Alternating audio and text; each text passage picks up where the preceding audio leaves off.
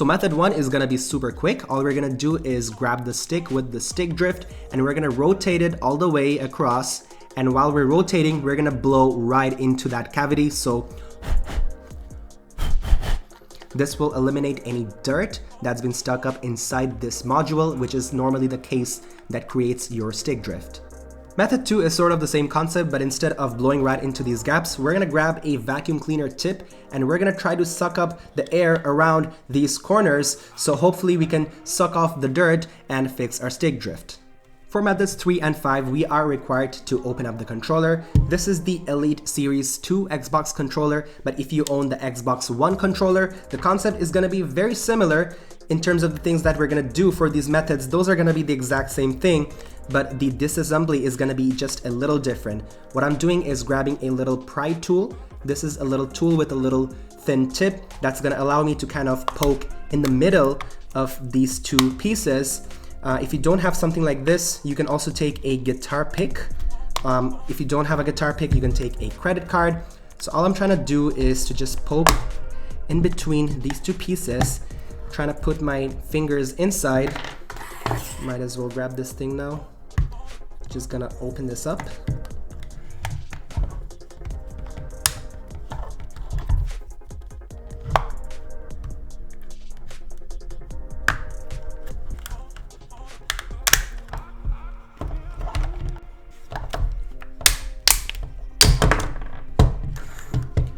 There you go, this thing popped off. We can see that the thumbsticks have also popped off. And since it's the Elite Series thumbsticks, they just snap back in place, just like that. But we're gonna take these off for now. What we now need is a special screwdriver. This is called the Torx screwdriver, so the T9 is what we're gonna use. So if you have a regular star-headed screwdriver, you will struggle to open up this controller. So it's a bit of a flaw that you need a special tool to actually open up the controller. We have 5 screws right there.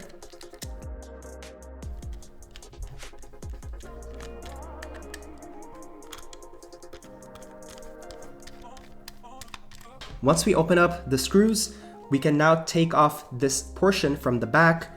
And before we do that, what I'm gonna do is just take my thumbstick, swappable thumbsticks, and I'm gonna twist and open up this placeholder thumb cap. You only need to do for this one, and that's gonna allow you to replace, kind of take off this part of the controller. We're gonna leave this piece to the side because we don't need them. And now we're gonna try to remove this motherboard from the piece beneath. But before we do that, we're gonna take off the bumper section. So I'm gonna take my guitar pick once again, and I'm gonna try to snug it in between these two little pieces, so kind of making space. And I'm gonna use a little tweezer, and I'm gonna try to make some separation of this bumper piece. And if I can make that separation, this should just come off like that. And do the same here, just comes off. We're gonna flip it over. We have 2 more screws, and for this step, we're gonna replace our T9 with T6. So we're gonna take T6. If you don't have this special tool, I leave a link in the description box so you can buy from there. So you can also take off this motor. Just be careful. You can also take off this motor and take off that screw right there. If this is the first time you're opening up an Xbox controller, bear with me, it's not that straightforward. You just have to use a bit of pressure in certain parts of this step, so just bear with me. Once we open up the 2 screws, we're gonna press against this joystick and we're gonna be able to take this thing off completely. We're not gonna take it off completely because we have these motor wires. What we're gonna do is flip this motherboard over so that we can access the thumbsticks. But before we do that, we have these 2 little black wires. So we're gonna grab our tweezer. We're gonna just take them off just like that. They just snap in like magnets. Now we can open these up. And if we look at this angle, this is the stick that has the drift. Now that we've opened up the controller, let's move on to method 3. For this method, we're gonna try to do some deep cleaning for this potentiometer. You're more like methods 3 to 5. So I'm gonna grab a push pin and I'm gonna try to poke in between this green gate. And if you're wondering what this is, it's the little gate that holds what is known as the potentiometer. So I'm just gonna put my push pin and try to push away from the joystick. So sort of like that. And we've opened up this potentiometer. I'm gonna do the same from this side. So just open it up gently. Be very, very patient, very gentle. Once we open up these green gates, this thing is basically the sensor, and these detect the movement from these joysticks. So that's where the culprit is. So we're gonna try to take this off using a tweezer. That is your little sensor, also known as the potentiometer. I'm gonna take off this potentiometer as well. Now that we've taken out these bad boys, I want you to blow right into these sensors, so if there's any dust accumulated, you can hopefully remove them. Once you're done with that, you can leave these to the side. You can also blow right into these internal green gates. You can then put these sensors back inside and close these gates. But I would suggest we move on to method 4, and in this method, we're gonna do some deeper cleaning of these potentiometer sensors. So I'm gonna grab this rubbing alcohol, and what I'm gonna do is place these sensors on my hand, on my palm, and I'm gonna apply some spray, and I'm gonna use a cotton bud to kind of clean this sensor, because a lot of the time there's some dirt accumulated in these sensors, and we're gonna do some eliminating.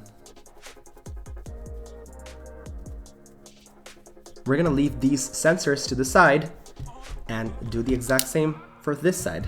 So I'm just gonna directly spray right into that.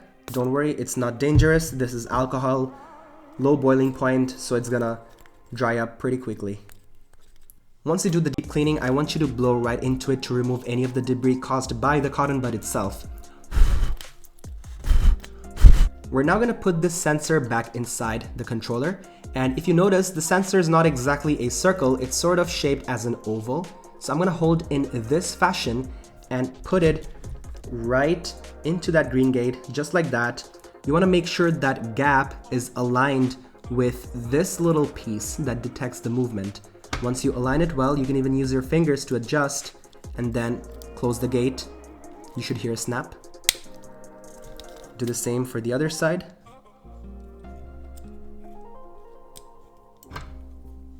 If it's a bit off-centered, you can use the tweezer to make it more central.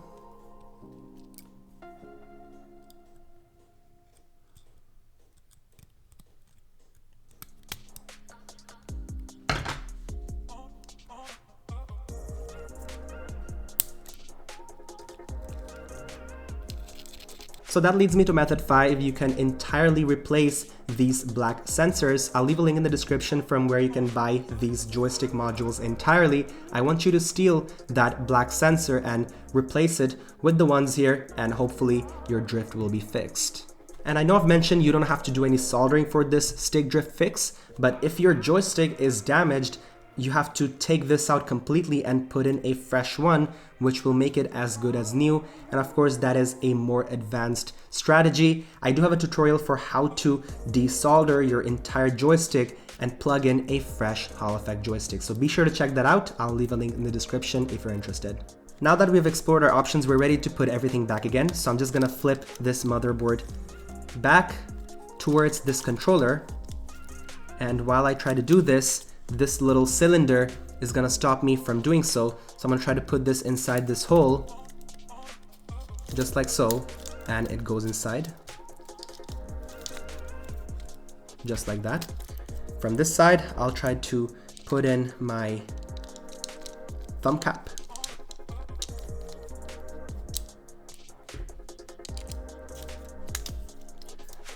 I'm now gonna attach these black wires.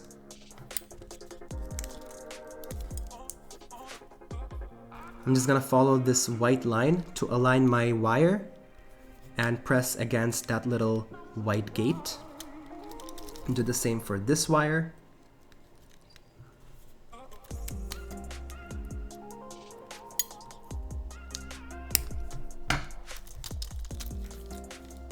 While this motherboard is nicely stuck to the controller, we're gonna take our T6 bit and we're gonna try to rescrew the screws back into the controller.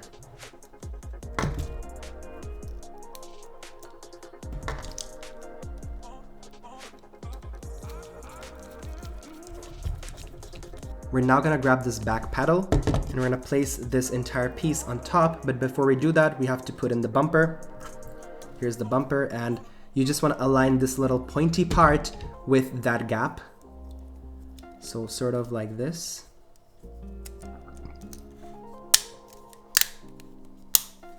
You can check if you attach the bumpers properly by hitting the trigger buttons and try to press. This is still not fit. There you go. Now we're gonna put this back into the back paddle. Just place it on top. Should be snug. I'm next gonna replace this T6 with the T9 and attach these screws back again.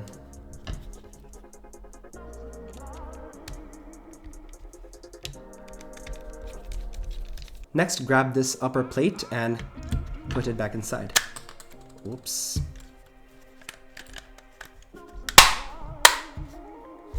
If these rings fall off, you can just simply put them back again. All you have to do is just press against them and you're good.